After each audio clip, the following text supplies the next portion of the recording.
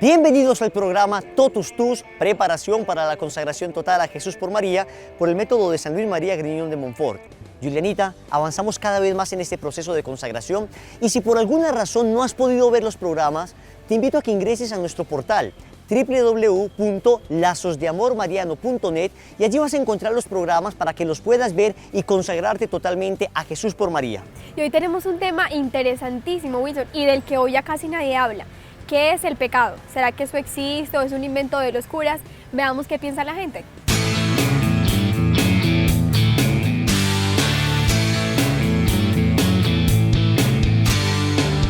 Creo que existe el pecado, yo creo que sí. Es algo que no se debía hacer. Ir en contra de la voluntad de Dios, es hacer todo aquello que quebranta los deseos y designios de Dios. Por ejemplo, robar. Y ahí están pecando, mi amor. Eso que no lo deja a uno estar tranquilo después de que uno cometió un acto que piensa que es indebido. Una falta contra alguien superior o supremo. Ese acto que para cada quien es algo malo, contribuye a algo negativo. Por ejemplo, Dios dice que nos amemos unos a otros. Decir mentiras no, porque es como algo muy usual en una persona, pero también sería... Y la falta de amor a Dios hace que yo no tenga amor hacia las personas, que yo falte al respeto a las personas, que yo no valore la vida, que es un regalo de Dios. No es que Dios esté en el cielo, pues pensando cómo hacernos la vida imposible y nos pone arbitrariamente una serie de reglas y de normas como para hacernos la vida imposible. Entonces Él disfruta cuando transgredimos esa ley porque nos va a castigar. Por Dios, ¿a quién se le ocurre eso? Dios es un Padre amorosísimo, que está siempre pendiente de sus hijos y nos está viendo y nos pone una serie de condiciones para que vivamos bien, para que amemos y seamos amados. Pero hay un versículo supremamente triste en la Biblia, capítulo 3, versículo 6 del libro del Génesis, que dice lo siguiente: Eva tomó del fruto y comió. Después dio también a su marido, que igualmente comió. Dios les había pedido que no tomaran del fruto prohibido y sin embargo ellos desobedecieron esto y empezó la triste carrera del pecado. Esa triste carrera del pecado se empezó a ver en todo el pueblo de Israel y después hasta nuestros días estamos viendo cómo el pecado nos sigue haciendo daño. Vemos que Adán y Eva fallan y Dios sigue fiel. Después Noé, al que Dios salva del diluvio universal, termina el diluvio universal, le salvó en el arca y se emborracha y Noé fue infiel y Dios permaneció fiel. Después Moisés, el gran Moisés que libera al pueblo de Israel con prodigios y signos y Dios permanece fiel a pesar de que él duda, porque Dios le pide que toque una vez con la vara la piedra para que salga agua, él toca 2 veces y Dios permanece fiel. El mismo rey David, que admiramos tanto porque compuso muchos salmos, pecó terriblemente, adulteró, mandó matar el esposo de la mujer con que adulteró. Más adelante por allá hizo un censo desconfiando en la voluntad de Dios. El rey Salomón, recuerdan el esplendor, el más sabio de todos los reyes, cayó en idolatría. Luego en el Nuevo Testamento tenemos a San Pedro que niega 3 veces al Señor. Tenemos a los otros apóstoles que huyen y se van. El único que permanece fiel es San Juan. En fin, tenemos una triste historia de pecado. Pero desde el pecado de Adán y Eva tenemos nosotros esa inclinación desordenada al pecado que se llama pecado original. Todos tenemos ese pecado original por el nacimiento, por generación, y sin embargo, una vez somos bautizados, se borra el pecado y permanecen las consecuencias. Las consecuencias nos hacen fallar también muchas veces, Julianita, y por eso es que la gente no logra entender por qué seguimos cayendo, por qué seguimos fallando, como diría San Pablo. ¿Por qué dejo de hacer el bien que quiero y hago el mal que no quiero? El pecado es un gran asesino, Wilson, porque el pecado mata nuestra relación primero con Dios. Vemos cómo Adán y Eva se paseaban con Dios por el jardín, hablaban con Él, lo podían ver, pero después del pecado ellos se esconden y sienten miedo de Dios. Tienen temor y Dios les pregunta dónde están, por qué se han ocultado. Ellos dicen, descubrimos que estábamos desnudos y por eso nos escondimos, sentimos tus pasos. Claro, empezaron a ver a Dios ya como un enemigo, sí, no como el papá amoroso. No como ese papá amoroso que era, les dañó su relación con Dios. Pero también el pecado mata nuestra relación con el prójimo, con el otro. Vemos también cómo Adán y Eva, cómo Adán cuando Dios le presentó a su mujer, dijo feliz, esta sí que es carne de mi carne y hueso de mis huesos. Pero en cambio cuando pecaron, Dios le dijo a Adán, ¿qué hiciste? Y él dijo, la mujer que tú me diste. Le echó la culpa a Eva. Ya no es carne de mi carne, sino la mujer que tú me diste. Y luego Eva a la serpiente también. Ya hay como una relación conflictiva donde hay una especie de dominación, pero también el pecado mata nuestra relación con nosotros mismos. A partir de ese pecado original, el hombre pierde el dominio pleno sobre sí mismo, pierde la señoría sobre sí, su gobierno, y cómo empiezan a luchar entre él como ciertas fuerzas, lo que llamamos concupiscencia, que más adelante Wilson nos hablará un poco de eso. Y finalmente, el pecado también mata nuestra relación con la creación. Vemos cómo Dios nos da la creación para administrarla, para nuestro servicio, pero cómo el hombre hoy tiene una relación de explotación con la creación, cómo la explotamos y cómo a partir de ese pecado Dios maldice el suelo y le dice a Adán, ahora te ganarás el pan con el sudor de tu frente. Entonces vemos cómo el pecado mata la relación con Dios, con el prójimo, consigo mismo y con la creación. Y es lo que vamos a ver en el transcurso de este programa.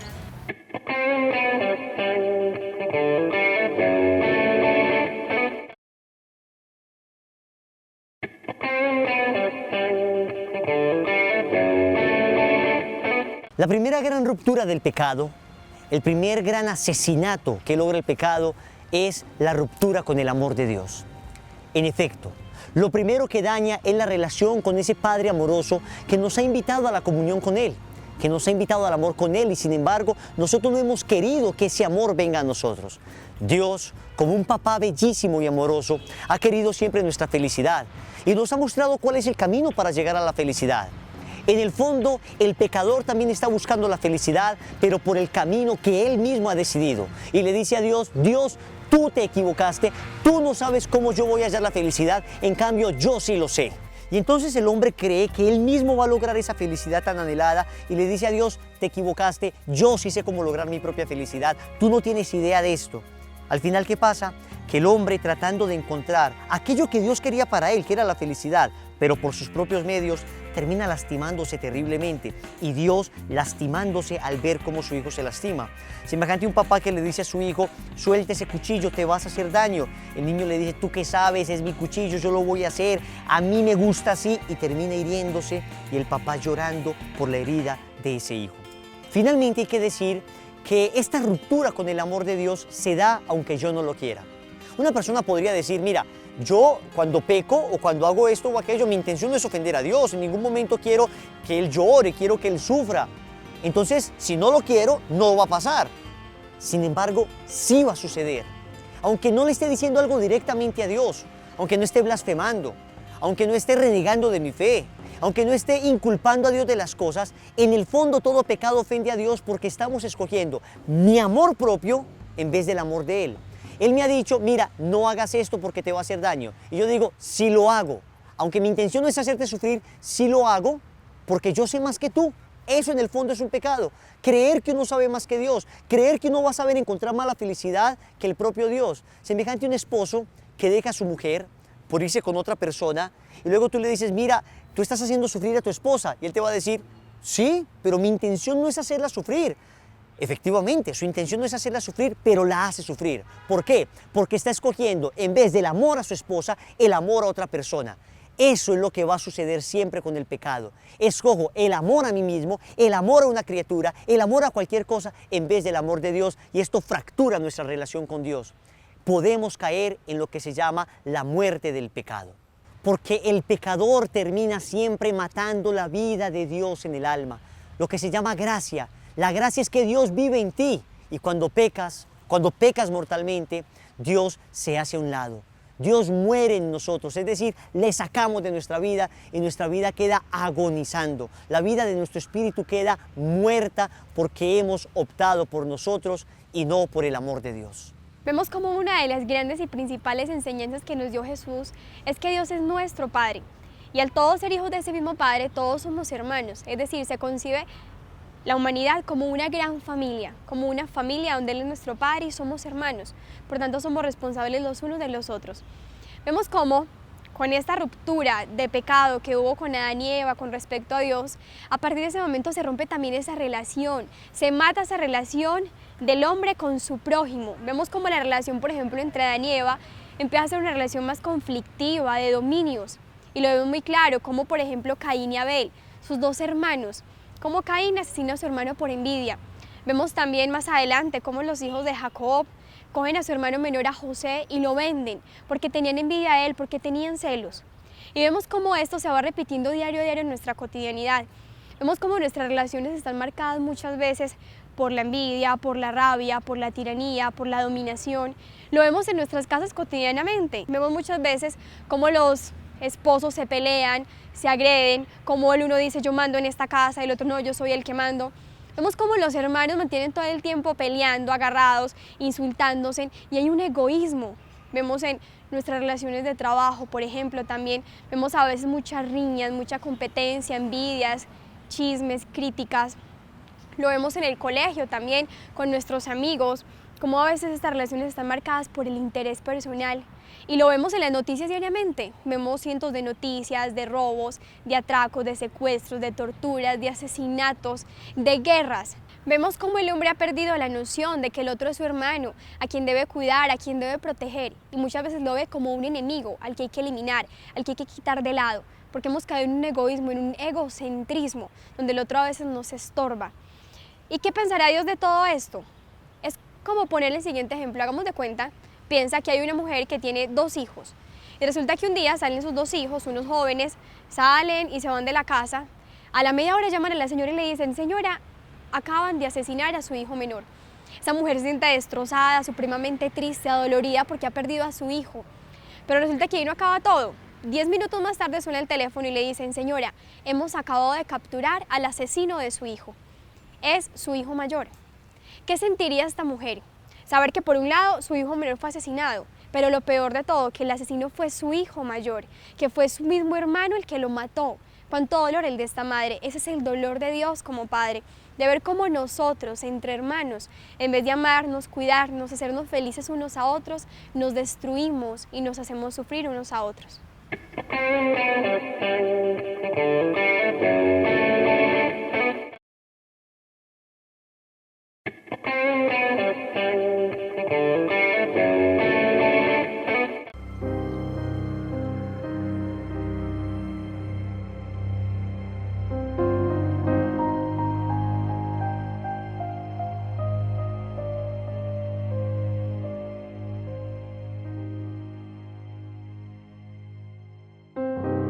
Empecé a trabajar desde una edad muy temprana, desde los 14 años. Empecé a trabajar carnicería.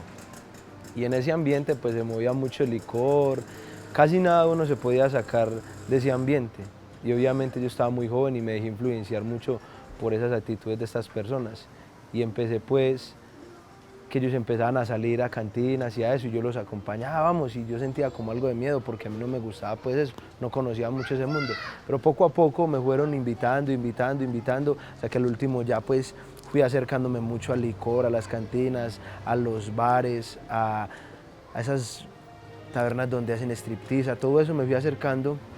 Y entonces ya me fui influenciando cada vez más y más y más y más y más. Ya vivía prácticamente que para beber, trabajaba para beber, no me importaba mi familia, no me importaba mis padres. Mamá sufría mucho con la manera de ser mía porque obviamente había mucha violencia en el barrio y yo mantenía hasta horas de la tarde, amanecía en la calle con los amigos y no me importaba que estaba descuidando quizás esa mujer que tanto me quería, que tanto sufría por mí. Todos los días venía borracho. Los fines de semana, se llegaba el viernes, sábado, domingo, borracheras y amigos, nada de familia ni de mamá. Llegaba a las 2, 3 de la mañana con el primo que tenía, que los dos eran así borrachos. Y yo me arrodillaba y le pedía al Señor que me lo cambiara. Yo decía que de ese mundo que yo llevaba no había más felicidad. Y yo seguía ya con mi carro, yo era muy fanático a Nacional y obviamente yo alquilaba un bus simplemente para llevar a los amigos míos a ver el partido de fútbol y yo decía, no, esto es la felicidad, esto es lo único. Pero al fin, cuando todo eso iba pasando, un vacío iba quedando en mi corazón. Cuando la borrachera pasaba, yo al otro día me sentía triste. Cuando después que pasaba el partido de fútbol, que había compartido con ellos, me había emborrachado y yo había pensado que todo eso era la felicidad, lo que yo quería. Cuando amanecía el otro día, yo sentía un dolor en mi corazón, yo sentía que algo le faltaba a mi vida y la conciencia le iba recriminando a uno y uno iba sintiendo cargas, pero uno las ignoraba. Uno no quería encontrarse con la realidad que uno estaba viviendo. Y a pesar de eso, Uno sabía que estaba obrando mal y que estaba perjudicando su vida y estaba perjudicando muchas personas, pero uno quería callarlo, uno quería simplemente ignorar lo que verdaderamente sentía en una sonrisa, en una borrachera. Pero era tan duro eso lo que uno sentía, que no lo dejaba como mirar hacia atrás, aún sabiendo que se estaba haciendo mal, aún sabiendo que todo lo que estaba haciendo, lo estaba haciendo para acabar mi vida, ya muchas veces no me importaba. Y así iba llevando mujeres a la casa, inclusive sin importarme que la propia personita que estaba viviendo conmigo viera esas cosas. Y hubo un momento en el cual ella quedó en embarazo. Él se dio cuenta que pues que yo estaba embarazada, me dijo que no quería que naciera la niña, el bebé. Me dijo que él hacía lo que yo quisiera con tal de que yo no tuviera la bebé. Él me llamaba, yo trabajaba en eso, teníamos el local pues distante de acá, más retiradito de acá. Entonces él me decía que él me llamaba a atormentarme, a decirme que él se casaba conmigo, pero que no tuviera a la niña. Él era muy triste porque yo le decía, no, pues si usted no quiere que el bebé nazca, yo me voy para donde mi mamá porque yo sé que allá no me van a rechazar, yo sé que allá yo tengo mi bebé y yo sé que trabajo y mi mamá me lo cuida, pero yo no quería que abortar la niña, no. Yo decía que yo sola salía adelante, así como salí adelante con la mayor. Dios hace milagros, hace hazañas, sale de la oscuridad la luz. Y al final, esa niña nació. Poco a poco, en el transcurso de ese embarazo, conocí una persona que me acercó a Dios.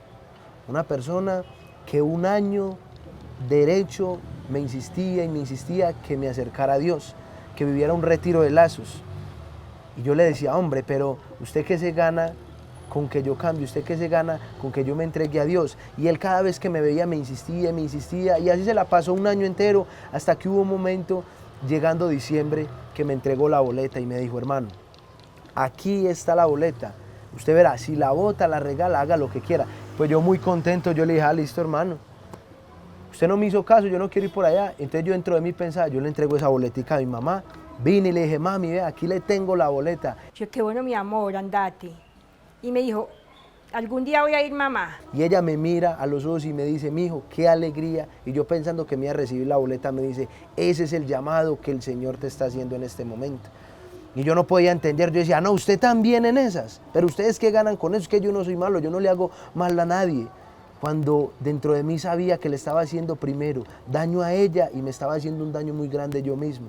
Y así fue, viví ese retiro espiritual. Después de esta experiencia me di cuenta que yo era el esclavo, que el que estaba esclavo en el mundo era yo, era esclavo del licor, era esclavo del vicio.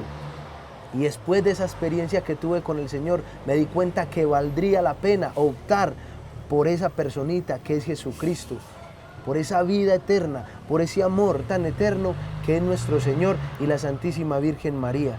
Y de ahí en adelante empezó mi vida a cambiar y empecé a experimentar el amor de Dios, y cada vez ese vacío que yo sentía ya nunca jamás lo volví a sentir. Y entonces me di cuenta que sí valdría la pena seguir al Señor. Y en este momento me siento totalmente contento. Después de 4 años de haberlo conocido, no me arrepiento en ningún momento.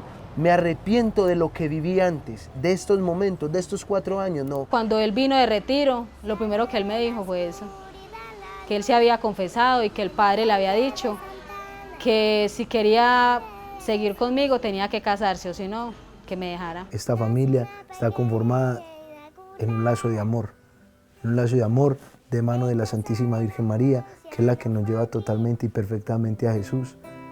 La niña de Dios que fue adornada, por ella vendrá el Mesías, que pondrá legado fin, Señora Santa Ana,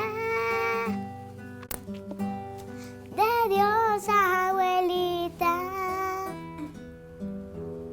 protege mi alma,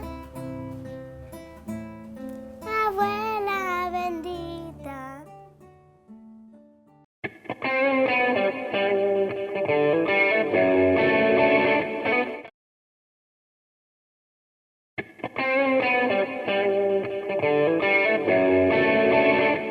La tercera ruptura del pecado es la ruptura consigo mismo.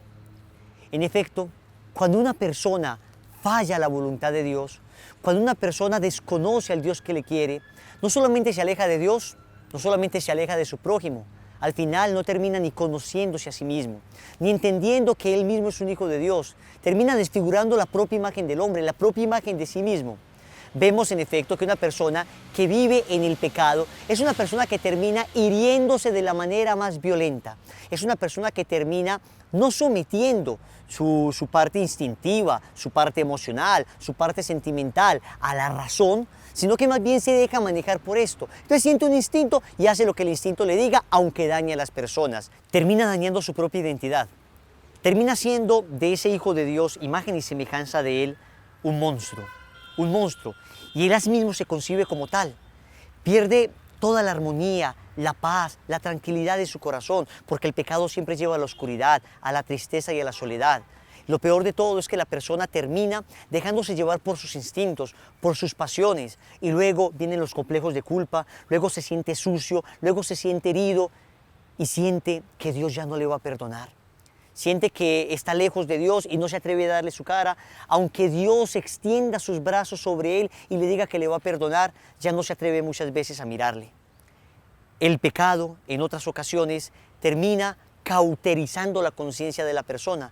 Le oscurece de tal manera su conciencia que la persona ya no logra discernir qué es lo bueno y qué es lo malo, qué está bien y qué está mal, qué es pecado y qué no lo es. Ya no logra discernirlo y entonces termina hundiéndose todavía más en ese terrible fango. Todo ser humano por naturaleza busca la felicidad, tiende hacia ella. Tú y yo buscamos la felicidad, pero muchas veces buscamos la felicidad tal vez en personas, en bienes materiales, en momentos de placer, en instantes, y allí no la hemos encontrado, porque decía San Agustín que nuestro corazón fue creado para amar a Dios y este corazón estará inquieto hasta que descanse en Dios. Es decir, solo en Dios, solo en el amor de Dios, el hombre encuentra su plenitud, su felicidad. Y lo que hace el pecado es arrebatarnos esa felicidad porque nos aparta de ese amor de Dios. Lo peor que le ha sucedido a la humanidad no son ni los grandes desastres naturales, ni las grandes pestes. Lo peor que le puede suceder a la humanidad es el pecado. El pecado que destruye vidas, el pecado que destruye familias, el pecado que nos destruye a nosotros. El pecado engendra división, el pecado engendra tristeza, angustia, soledad, depresión. El pecado no trae absolutamente nada bueno. Vemos en el Evangelio la historia del hijo pródigo. ¿Quién no la ha conocido? Ver cómo este hombre un día le dijo a su padre, dame la parte de la herencia que me corresponde. Y cómo se fue. Y se lo gastó todo con sus amigos, lo despilfarró. Y al final terminó cuidando cerdos. Y para los judíos los cerdos era algo impuro completamente. Eso es el pecado. Vamos, gastamos nuestra libertad y terminamos revolcándonos en el fango, en el lodo. Dios nos dio un alma pura, un alma limpia, te dio un alma pura y limpia. ¿Y cómo la hemos vuelto? ¿Acaso cómo la tenemos? Tal vez manchada por ese pecado, por el lodo. Si pudiésemos oler las almas, ¿cómo olería nuestra alma? ¿A cuántas porquerías olería de tanto pecado que hay en ellas? Pero el hijo pródigo no se quedó revolcándose en el fango, sino que recapacitó. Pensó que muchas personas estaban mejor en la casa de su padre y recapacitó y dijo, volveré donde mi padre. Y se levantó y fue donde su padre. Y eso es a lo que el Señor nos quiere invitar hoy, a lo que yo te quiero invitar. Ya sabemos que somos pecadores, que hemos cometido muchos errores, que tal vez tenemos el alma manchada, llena de barro, de pecado, de fango. Pero la invitación es para que recapacitemos, para que no sigamos en esa vida, para que nos levantemos y volvamos a la casa de nuestro Padre, a que nos dé esa verdadera felicidad que solo Él nos puede dar, a que vayamos donde un sacerdote, para que Él, con el poder que Cristo le da, nos lave, nos limpie, nos perdone y empecemos una verdadera vida como hijos de Dios. El gran asesino. El pecado rompe nuestra relación con Dios, con nuestro prójimo, consigo mismo, con la creación. El pecado acaba con la salud, con la familia, con la dignidad de la persona. El pecado esclaviza. Pero la misericordia de Dios, Julianita, es inmensa, infinita, grande. Es capaz de sanarte y de limpiarte, no importa el pecado en que hayas caído. Aunque juntáramos el pecado de toda la humanidad, aunque juntáramos el pecado desde el primer hasta el último hombre en una sola persona, ese pecado sería como una gota en comparación al océano de misericordia que es el amor de Dios. Sí, Wilson, y por eso el Señor nos permitió tener este maravilloso sacramento, el sacramento de la confesión, donde el Señor nos reconcilia consigo mismo, donde nos lava de nuestro pecado, donde nos restablece nuestra dignidad y nos devuelve ese amor y esa misericordia que tanto nos hace falta. Allí, cuando el sacerdote extiende su mano y te dice, yo te absuelvo de tus pecados en el nombre del Padre y del Hijo y del Espíritu Santo, allí a través de su mano bendita sale la sangre del Cordero derramada en la cruz para limpiarte de ese pecado y de esa maldad. ¿Cuánta gente que dice, yo no me confieso con un sacerdote que es más pecador que yo no me confieso con un cura, el que va a saber? Por Dios, Jesús mismo lo dijo. Evangelio de San Juan, capítulo 20, versículo 23. A los apóstoles les dijo, a quienes ustedes perdonen los pecados les quedarán perdonados, a quienes se los retengan les quedarán retenidos. Los sacerdotes tienen las manos benditas para limpiarnos de la maldad y del pecado. Además, el sacerdote, que también es frágil, entiende tu condición de ser humano. Él no te viene a juzgar, Él no te viene a señalar. Nadie te puede decir que eres un pecador. El que esté libre de pecado, que tire la primera piedra. Él te viene a perdonar. En el tribunal humano, cuando confiesas tu culpa, tus pecados, eres condenado. En cambio, en el tribunal divino, cuando confiesas tus faltas y tus pecados, eres perdonado. Bendito sea Dios. Acércate hoy mismo al sacramento de la reconciliación. Acércate hoy mismo a confesarte. ¿Hace cuánto que no lo haces? Te aseguro que el sacerdote va a estar allí abriendo las manos para recibirte cual hijo pródigo, darte la absolución, y hoy puede ser el inicio de una nueva vida. Dios les bendiga y vamos siempre a Jesús por María.